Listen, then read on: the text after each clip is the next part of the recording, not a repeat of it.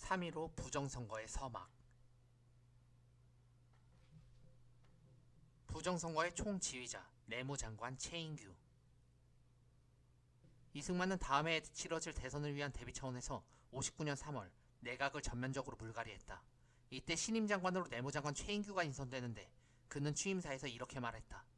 공무원과 공무원 가족은 대통령과 정부의 업적을 국민에게 선전해야 하며 하기 싫은 공무원이 있으면 그 자리에 있을 필요가 없어요.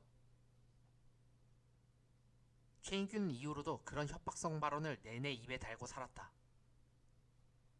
59년 7월에는 이런 말까지 했었다. 내년 정부 통령 선거에서 이승만 박사와 이기붕 의장이 선출되지 않으면 일본과 공산당이 나라를 빼앗기고 말 것입니다.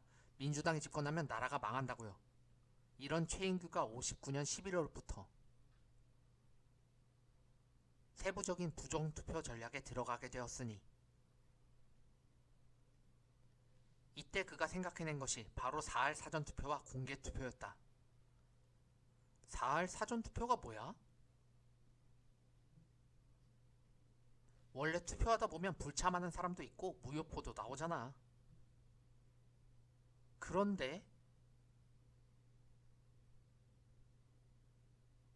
최인규는 그렇게 발생할 표를 총 유권자의 4할로 책정했던 거임. 그래서 4할의 투표용지를 미리 자유당 후보 지지표로 만들어 투표 전에 집어넣겠다는 심산이었지. 헐, 진짜로? 그럼 공개 투표는 뭐임? 유권자들을 3인조, 9인조로 편성해서 그룹 투표하게 하는 방법이지. 조를 이뤄 투표소에 강제 투입된 주민들의 사진이다. 잉? 그런다고 모두 자유당을 찍는다는 보장이 없잖아. 대신 각 조에는 당원, 경찰, 공무원 가족 등이 조장으로 한 명씩 끼워넣게 돼 있었지. 이런.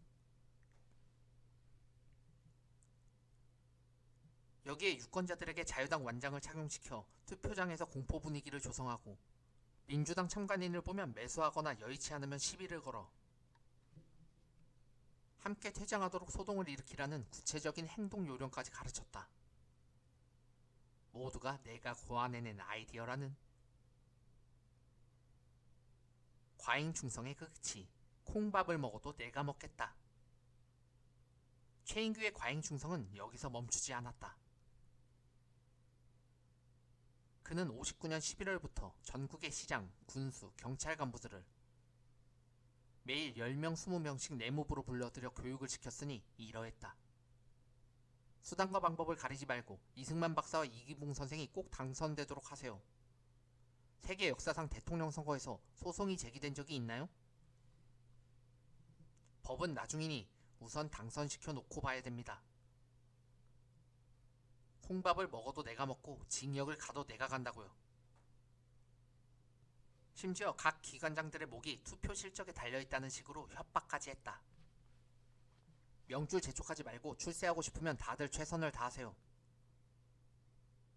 여기에 후보 등록 방해 작전까지 곁들여졌으니 민주사회당은 등록 마감일에 서류 미비라는 구실로 거부당했는가 하면 반독재 민주연맹의 장택상 박기출은 후보 서류를 괴한들에게 강탈당하기도 했다. 어차피 양당 대결로 치러질 선거인 만큼 군소정당의 후보는 굳이 견제할 필요도 없었는데 조금이라도 표를 더 얻겠다는 욕심이 빚어낸 결과였다. 그런가 하면 어느 날 갑자기 전국적으로 붙어있던 민주당 장면 사진이 사라지더니 그 자리에는 장면이 일제중학교 교장 시절 일본의 국민복을 입고 있던 포스터가 다마오카 스토무라는 장면의 일본 이름과 함께 나붙었다. 그리고 그 밑에는 장면은 2차 세계대전 중에 일본과 손을 잡고 활약한 친일파 라는 친절한 해설까지 곁들였다. 일제강점기 중학교 교장 시절의 장면이다.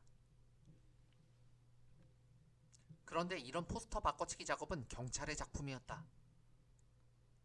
인천에서 때 아닌 공원 토목공사가 벌어지기도 했는데 민주당이 인천공원을 선거 유세장으로 결정했었기 때문이다. 아, 나 오늘부터 선거 유세하겠다고 한 달 전부터 공고를 했는데 오늘 갑자기 공원 보수를 하겠다며 출입금지라니. 인천에서만 이런 일이 벌어진 게 아니었다. 전국 각지에서 민주당의 유세를 방해하는 충성 경쟁이 벌어지고 있었다. 누구 맘대로 유세질이야. 이에 민주당이 극력 항의하자 최인규는 이렇게 말하기도 했다. 백주의 테러는 테러가 아니야.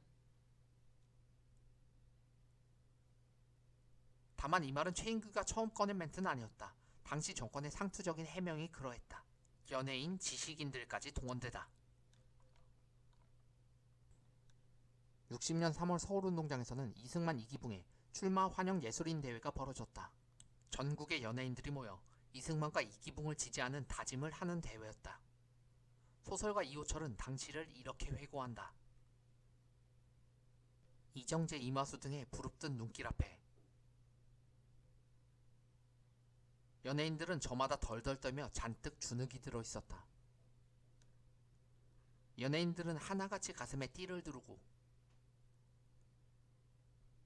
누군가의 선창에 따라 이승만, 이기붕 하면서 소리를 질러대고 있었다.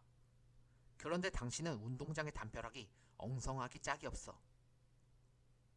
지상전차를 타고 다니던 시민들은 차창 밖으로 그런 광경을 훤히 내다볼 수 있어서 유명 배우들의 실물을 보면서 사람들은 신이 나서 이렇게 외치곤 했다. 저기 김승호다. 저기 허장강이다. 김승호와 허장강의 사진이다. 이렇게 말하면 잘 실감이 나지 않는다. 저기 방탄소년단이다. 저기 트와이스다. 오늘날로 치면 이 정도였을까? 동원된 사람들은 연예인뿐만이 아니었다. 정권은 저명한 지식인들도 끌어들였다. 문단의 작가와 학계의 교수들이 고액의 원고료 등을 미끼로 저마다 찬송을 아끼지 않았으니 당시엔 이런 글들이 횡행했다. 리 대통령의 위대한 영도력은 세계적 여론이 증명하고 있다. 세계의 영월이신 리승만 박사를 모시게 된 것은 우리 민족이 내리신 특별한 은혜다. 3천만의 염원인 통일과업을 위해서 고령을 불구하고 어쩔 수 없이 또 출마하신 리 대통령의 숭고한 정신과 결심 앞에 또 한 번 감격과 감사를 느끼게 된다. 이승만의 나이가 문제가 되니 오히려 신격화로 몰고 가는 글들도 나타났다.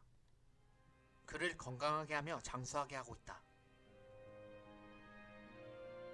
이승만 박사는 전 세계를 위한 20세기의 보화로 이렇게 위대한 인물을 한국이 소유하고 있다는 사실은 한국이 장래가 굉장히 번영할 일이다. 공무원들에게는 민족의 해와 달이라는 책자를 각 기관과 국민반에 배포하도록 했으니 여기서 해는 이승만, 달은 이기붕을 상징했다. 고로 이승만 대통령과 이기붕 의장에 대한 여러 가지 미화를 국민들은 반강제로 읽어야 했던 것이다. 장춘하는 이런 세태를 보면서 이렇게 꾸짖었다. 학자, 작가, 교육가, 종교가들은 부정과 불의에 항인을 못할 망정 야합을 하고 있다. 지식을 팔아 영달을 꿈꾸는 학자들이여, 세상은 너희들에게 반역자란 낙인을 찍으리라. 하지만 장춘하는 당대를 풍미한 기회주의를 너무도 얕잡아봤다. 4.19 혁명의 기운이 점차 이승만 정권에게 불리해지자 국부 이승만, 세계적 반공주의 지도자를 외쳐대던 학자와 언론들은 내가 언제 그랬냐는 듯이 하루아침에 돌변하여 저마다 이승만과 자유당의 부정부패를 폭로하는 데 앞장섰기 때문이다. 끈이 떨어지면 잽싸게 갈아타야 한다는 걸 그동안 친일파들을 보면서 배웠던 거지. 하지만 갈아타지 못한 이들도 있었다. 바로 주먹들이었다. 5.16 쿠데타로 정권을 손에 쥔 군사정부에게는 굳이 깡패가 없어도 군인이라는 무력 집단을 가지고 있었기 때문이다. 따라서 4.19 혁명으로 이승만 정권과 함께 주먹들의 세상도 끝이 나고 만다. 아, 끈 떨어진 뒤움박 신세. 그리고 이정재, 이마수 등의 정치 깡패와 부정선거를 지휘한 최인규 등에게는 사형이 언도되어 모두 형장의 이슬로 사라지고 만다.